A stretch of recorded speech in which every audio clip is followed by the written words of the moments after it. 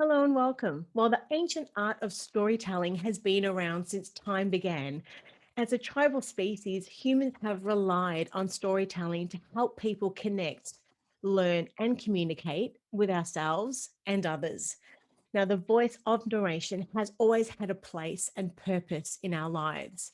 And the evolution of storytelling goes way back, of course, to cave paintings and primitive art through to tribes of people sat around an open fire, listening to an elder passing down life lessons from generations before. And over time, through to the 21st century, the mediums of communication have changed, of course, to books, audiobooks, social media, feature films, subscription TV, amongst many other things. And throughout this time, of course, the core concepts of using the sequence of events in an exciting nature have remained the same. So, what are these core concepts and how can children benefit from them? Well, we're here today to find out with our special guest, Emma Mactaggart, a mother, an award winning author and publisher, and one of our partners here at Kiddipedia. Now, a little bit about our guest. For the last 15 years, Emma has been teaching the craft of writing and illustrating to children and adults via her Child Rights program.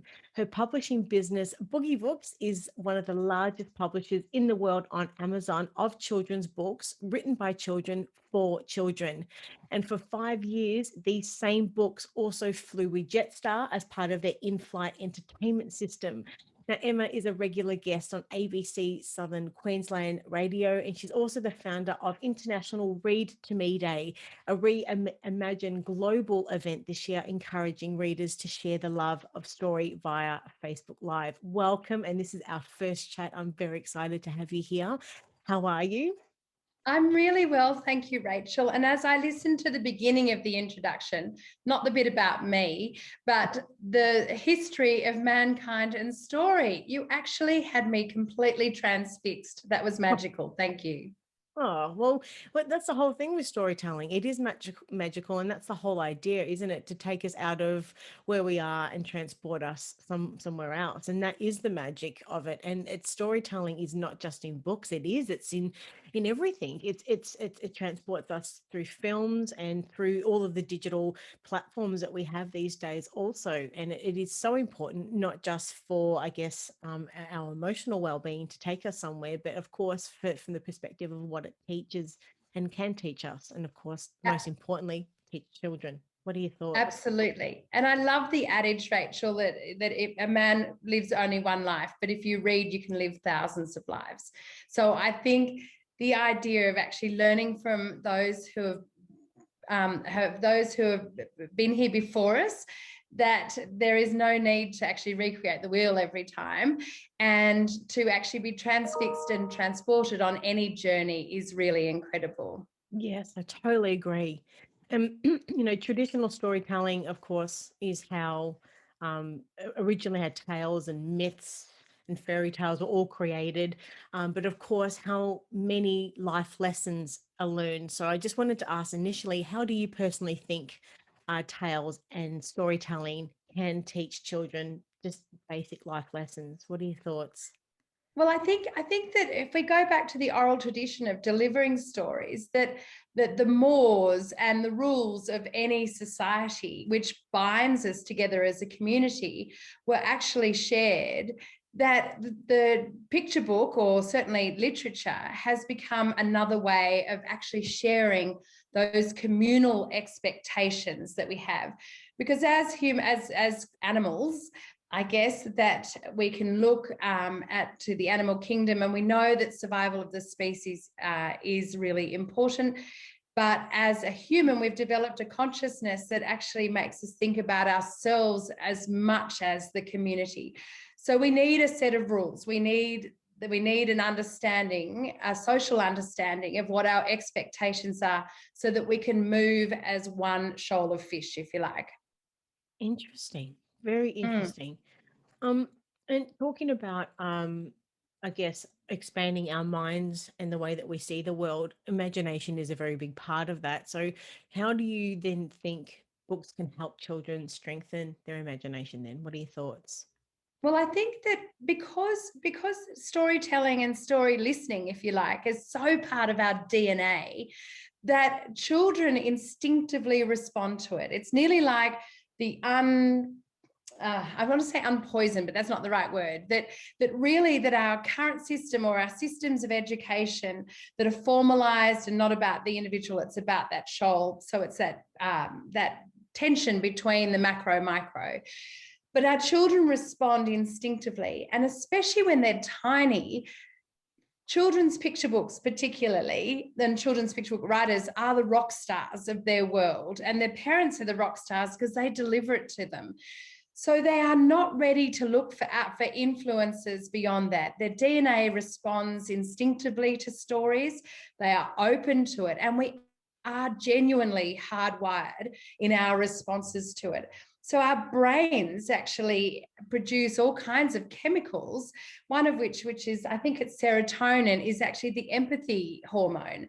So when we are listening to a story, when we feel safe, which is wrapping a child physically into our bodies as we share a story at night, it's not necessarily the story per se, but it's how safe they are, and then the messaging that comes from the story. And so when a child says more again, it's because you can see that they're actually really hooked on the feelings that they get from that situation.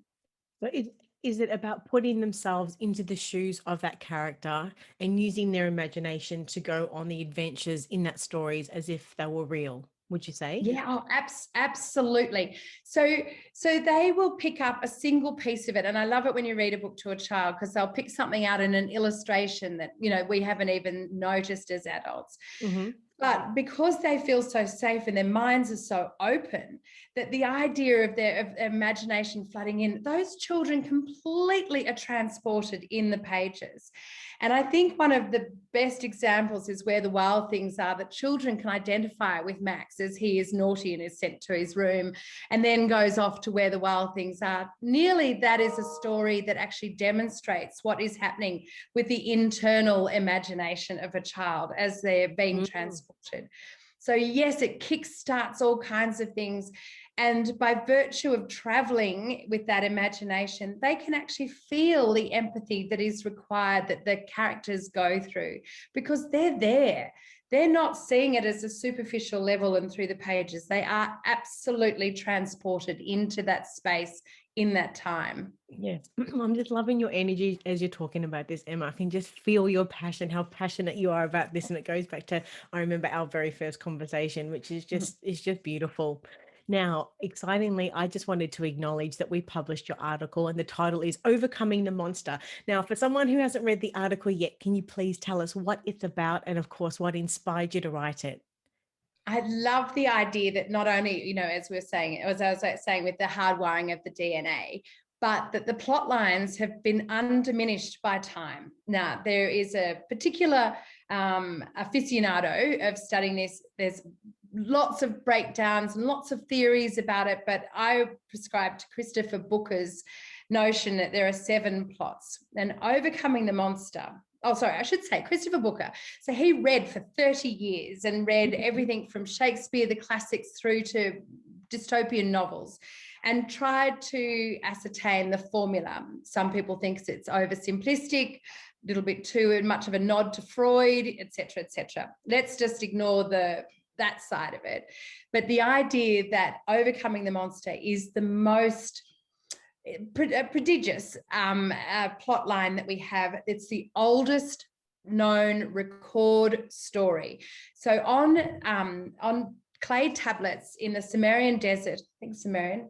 I always get the fine details mixed up, Rachel. So bear with me. But in the Middle East, they found these cuneiform, these tablets, and that it has the epic battle of Gilgamesh, and it actually is akin to Dracula, to any of the James Bond movies. It is about hero hears call, hero feels compelled to actually go and deal with call. The call is impending doom to a village. Then he sets off to deal with the monster, deals with it successfully. He thinks to return for the monster to be more emboldened and bigger. And it goes on and on and on. There's a series of 3 attempts, and then to a miraculous escape, he returns home as the hero.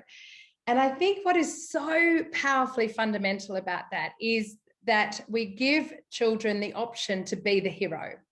So I watched this amazing footage of a car running into a building, and there were two people walking past. One person ran away and the other person ran into the building to see. Now, we know from a mental health perspective that whenever you action something, that is, you actually are less likely to have PTSD because you're actually moving forward. And I'm very conscious that I'm a children's picture book author, not a trained psychologist. So bear with me on the generalizations of the theories. But the hero who actually moves forward in a story is actually a decision maker. And we know as adults, whenever we make a decision, even if it's a flawed decision, we are so comfortable with the outcomes as opposed to it happening to us. Right. So there's lesson 1 in stories. Always, promote the idea of being the hero rather than the bystander.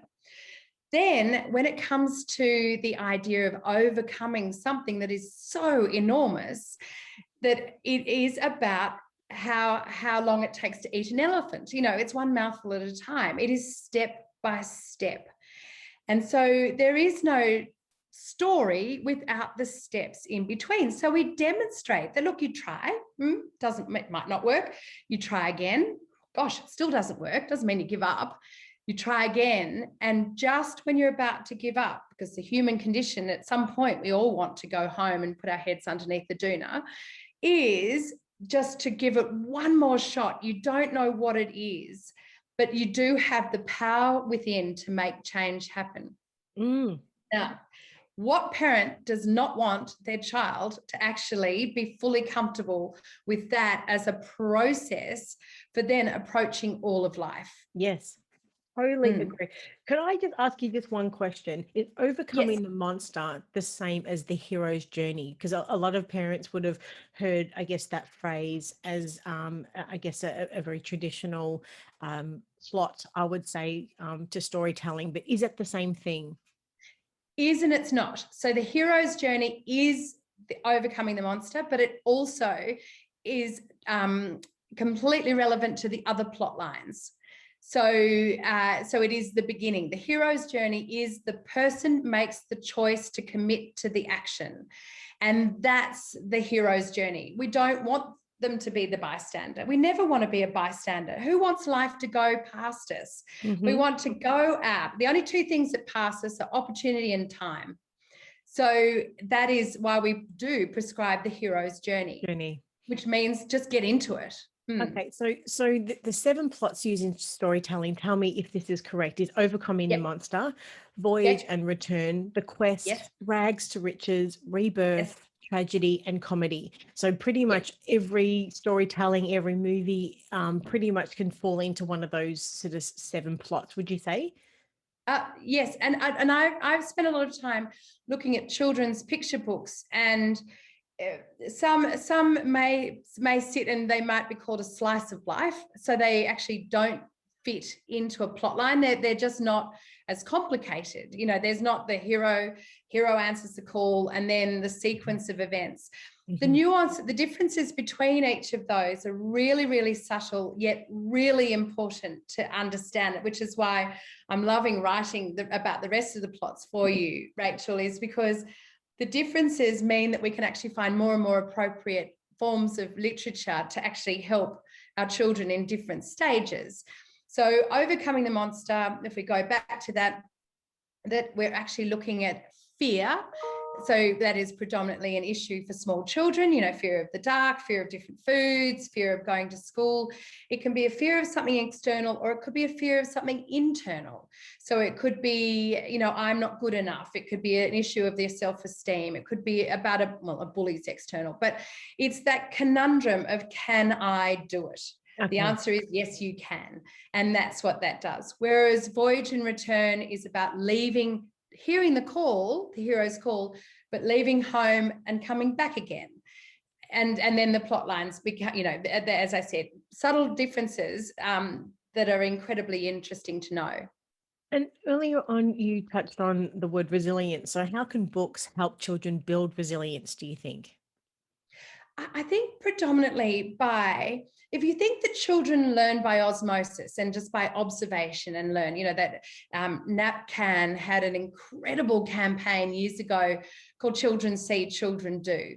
Hmm. So okay, all right. So say I'm a really tired mum. Oh, I am talking about myself. I was a really tired mother with, 3 children under 3, with a limited capacity to keep it together, to be the role model that I wanted my children to see. Okay.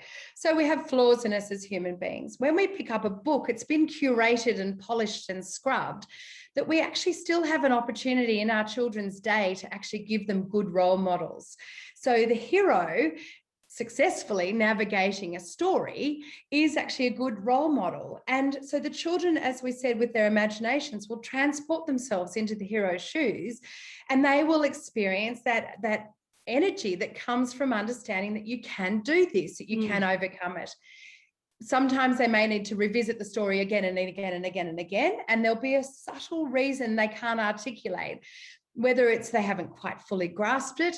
But sometimes when you're reading to a child and they ask again and again and again and again and again, and then all of a sudden they're done, my personal feeling is that something has clicked inside their little heads, and they understand what the message is, as again, linking to their DNA and their responses to the story, etc. Oh, I love that. Again, unsubstantiated, not proven. And if anyone is out there who's a psychologist who wants to hang out with me and test these theories, that would be an amazing Kiddipedia coup. So there we go. Yeah. Well, I mean, and following on from that, from resilience, I mean, do you think that listening to stories in this manner can help children develop empathy? And if so, Yes. how? Is it once again putting themselves in the shoes of the character and walking through those steps and living that as if it was real, as I mentioned earlier? Yes. Yes, and so if storytelling kicks off, cortisol, as we feel the story arc rise up, so you get that anxiety, in your tummy.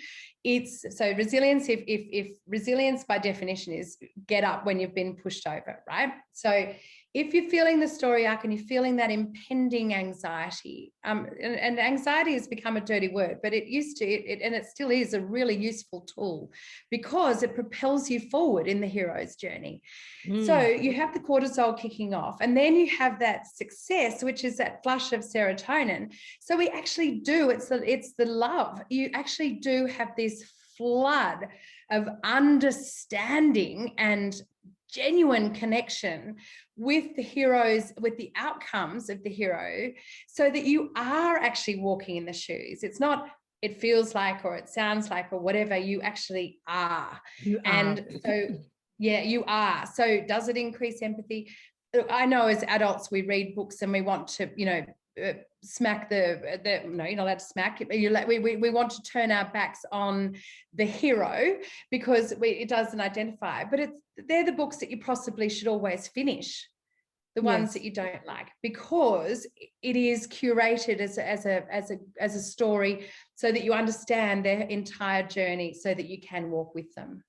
So, following on from that again, and from empathy on the flip side, I mean, how do you think books can help children develop how to deal with their fears and insecurities equally? I think the fact that when you see that someone can do it, and then you say to yourself, and we know this as adults, so we do look at children as a different species, and there are all kinds of reasons we do that, but I do think that responding to stories is a universal age-long thing. That when we see that someone else has done it, first of all, it breaks down all the myths, it demystifies the process. So that in itself increases our sense of safety. So when I describe that, that's the self-efficacy. It is our ability to deal with things. So when you've got a book in front of you, you see that someone has actually done it. It's about getting to the point where you say, I'm going to have a crack at that. Yeah. And that is where it comes from. They may not identify with the little walrus who's trying to evade the ice breaking down. That may not tick off an interest point, but it's a matter of finding the next story or the next character or the next hero that the children identify with. And that's why it's important to keep going with books. And I had one child out, my eldest, used to be like a helium balloon. If I could hang on to her long enough to get her to see a book, it's where she was happier drawing, and she didn't read her first book until she was in her teens, that it's worth persisting. But she would see me reading every night. The house is covered in books, and yet she was really good at sitting down and listening to her grandfather. So she would hear the stories orally. So the role models, may not be the hero in that particular picture book that you bought from the library that day, but they are out there. So you keep persisting until they find that person that they identify with. Yes. And also bringing up about how books can help us understand our children a little bit better. I mean, how do you think parents can use storybooks to help open conversations with their children to learn about how the children view and experience the world around them? I'd love to know. This is a superpower that our wonderful teachers engage in every day. And it's something that not many parents, including me when the girls were little, including me, that I didn't do, because I saw the end of a book as lights are going to be out in any minute and the house is going to be quiet. And all I want to do is just sit with my own thoughts just for long enough to smile at my husband. So that was the game changer in our household. But for teachers, when they read the story, so when they've got a new classroom, they read the story, and the three little ones will pipe up and say, we live on a farm, we do this or whatever. So you find that they find those children find commonalities. Teachers find the commonalities. They also find the gaps in their experiences. So that gives them some direction as well. So teachers actually use, when they close the book, they actually use it as a departure point, or like a set off. They're just getting on the boat to go on the cruise with those children, as opposed to the parents who are docking and then putting a bag over their head and saving up all their money for the next holiday. So using them to actually start a conversation, it means you've got the children to a point where they feel safe. You've actually shown that as an adult, you're not completely wigging out when you're actually with the topic. I mean, the worst thing you could do is reading a book is go, oh my God, and pass judgment on that character, and then the child will never open up about it. But if they see you settling into that and being comfortable with the concepts in the book, then they will feel comfortable about engaging in something. So hopefully it creates an opportunity for conversation. I love that. Thank you for answering that in that way. It's there's so many things that I learn in these interviews. It's incredible. It's just I do this from my perspective, always to help the audience, always to help families, but I love learning along the way as well. and being consumed by something, Rachel, you asking questions with a different voice and a different audience in mind, and all of that kind of thing is creating. This is coming out of my head. I love delivering that directly to you too, which is a really good example of a different audience provokes a different response. Always. As well. Yeah. And another thing that I've learned today as well, in your article, you introduce us to self-efficacy, which for many of us may be the first time that we've heard of it. It definitely was for me. Now, I researched into what it is, and tell me if this is correct or not. I hope I've done my research okay. It refers to our beliefs about our ability to effectively perform tasks needed to achieve a valued goal. So I'd just love to know from your perspective, how can you test if a child has high self-efficacy? This is gold. I feel like, one of those moments where you pick up a book, you're not quite sure about, what you're going to get out of it. This is Dr. Anthony Gunn has got this amazing book that I turned into my Bible when the kids were little, Happy Confident Children. And he talked about self-efficacy. And the self-efficacy, teachers see it all the time. You see it amongst your own children as well, that, you'll say, oh, who wants to? And before you finish the sentence, one of them will be shooting towards the car. that is the child with high self-efficacy. They already know that they can answer the hero's journey. They already are, on their way. For a teacher, it'll be the little hands that pop up in a classroom saying, I will, and they say, well, now put out the rubbish, and they go, ugh. They were thinking they were going to be prefects. It is that innate sense that I can do it. That's Now, self-belief. and so self-efficacy describes a common, I think of it more as a mixed, like a cake made out of self-esteem, self-belief, self-determination, all of the other selves that we talk about. So self-esteem, I think of it as, I like myself. I like myself. I don't like myself. That's your self-reflection, if you like. Self-determination, I can do the jobs. I don't need someone to tell me to do the jobs. To me, it's the combination of all of those, which is, if you have a high level of self-efficacy, you know that you have the wherewithal to answer the hero's journey. And so to me, they're actually really highly correlated. So if you've got a kid who's got a low self-esteem, a low self-efficacy, they're going to be really risk averse. They're not going to try anything, which can manifest itself as a lack of confidence. It can be, someone who just doesn't want to try anything. And so if you actually prescribe to the idea that mood follows action, you can actually start to introduce things that will promote self-efficacy. So I think Anthony Gunn describes a really great example of this. And put up your hand and stop me. It's just that it's my favorite topic. So thank you for the airtime. That when you go out to dinner, that my husband and I order the same thing every single time because we know that it ticks all of our boxes. Now that is not high. That's not high self-efficacy. It's, it's you're not open. It's a closed mindset. That's the best way of describing it. If you have a growth mindset, which is the new way of talking about this now, it means that you will have a crack at it because there is nothing that you can't overcome. So when you're going out to a restaurant with your small children, always order one extra meal that no one has tried before. You lower the risk. No one's going to go hungry. Your children are going to watch you try something and squeal in either delight or horror as you try new foods, and they're going to see that trying stuff doesn't finish you off. You're not going to be, like covering a snail in salt and disappearing, because that is low self-efficacy. High self-efficacy is when, I'll give it a go. And, it might work, it might not, but I'll see what the outcome is.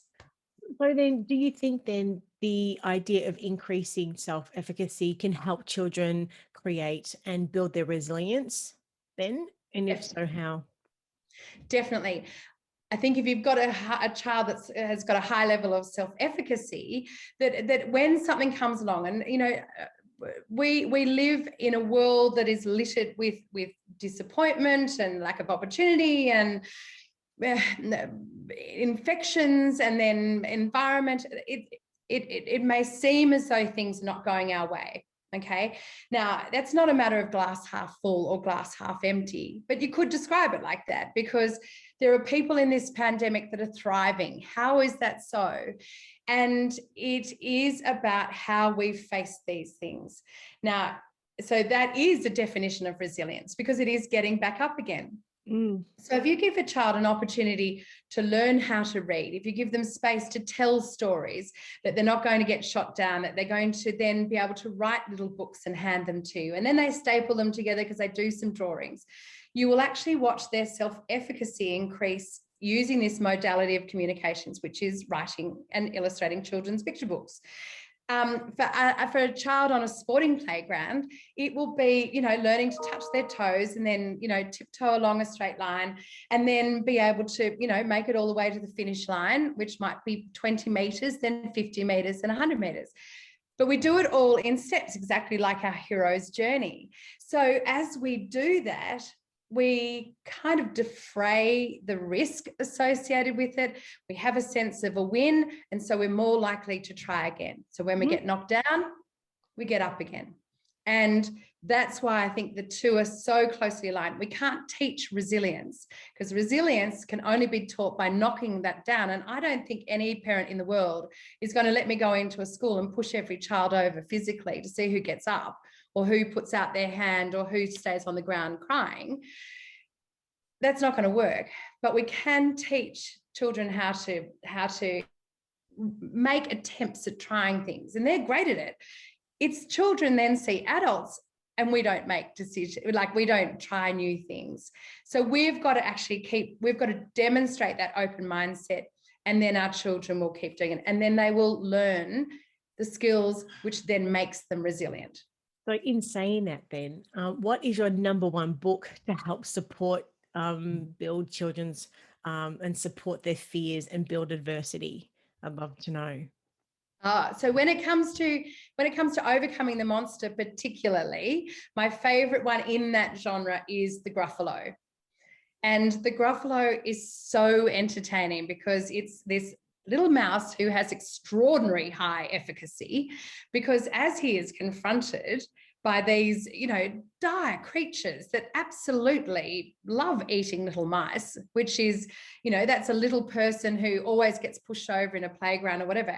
He just holds his ground, uses his wit, because he does have high self-efficacy. So instead of being fearful, he has time to think about how he's going to navigate through that crisis. So that is part of what the hero does as well. They stand and they go, a lot of stuff going down right now, but I can still think clearly, as opposed to going back into the animal brain and being consumed by fear and cortisol washing over us and not getting anywhere. So that little mouse holds his ground, uses his wit, and actually negates, not overcoming the monster, he evaporates the monster, which he actually already had as a mindset. It's a really clever little book, great book, clever award-winning book. It's brilliant. I love this. Now, I guess with all of your plans and what you're doing in your business now, how would you maybe describe what your plans are for the future to continue sort of doing this great work that you do? I think that I'm really excited about the idea of giving more and more children the opportunity to actually experience the joy of writing, to understand that they can illustrate a book if they choose to, that their wonky little drawings become their style as opposed to a good or a bad drawing. So what I love about what I do is that there's no measure or mark or score. The contingency for success is actually finishing it. So each time we write a story, even if it is one day I'm going to talk to Rachel, the end, well, I've already written it. So, and then the next layer I come back, I'm going to make it more detailed and I'm going to keep polishing it. So it's learning about how to strap on the body armor and receive feedback, which will increase their self-efficacy. And then more children who have the opportunity to do this. So that's what, when I wake up in the morning, I try and think of ways that I can get in front of more kids to share this modality, if you like. Love it. My new word for today. Well, I've definitely learned a lot today in our chat. If you were to summarize your key messages for anyone watching and listening, what would they be? I think that we have tools at our fingertips with books that are in front of us. And if you don't, tap someone on the shoulder and ask for a book. It is an extraordinary vehicle to actually help us become open-minded, to improve our self-efficacy, to increase our resilience. And they're there. And so it's not just about spending 5 minutes reading to your children. It's about the big picture and the adults that you really, really want them to become. I love that. Now, if anyone's got any questions for you and or would love to know more about what you do and or all of the good stuff, whereabouts can they find you? I am easily found.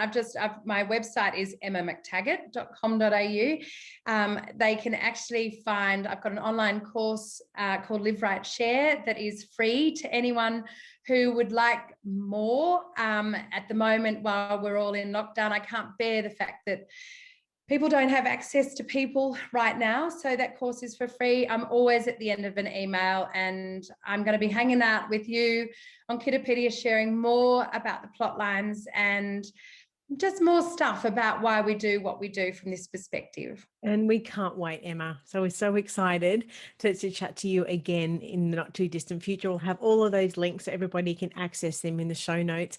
Thank you so much for your time today and just your beautiful energy. It's just been fantastic. And thank you for all the lessons that you've taught us. So I can't wait to chat with you again soon. Until then, stay safe and take care. All right, see ya. Thank you, Rachel. All right, bye.